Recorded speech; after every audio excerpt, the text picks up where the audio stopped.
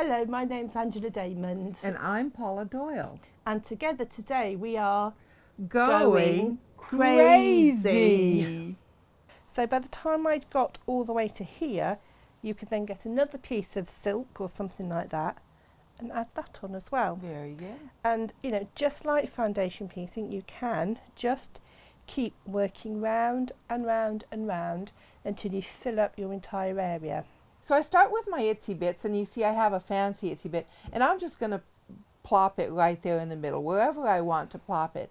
And then I'm going to take another itsy bit, maybe I'll take two, and I'll stitch them onto those. But I'm going to stitch them right sides together, so I'm just going to stitch along here.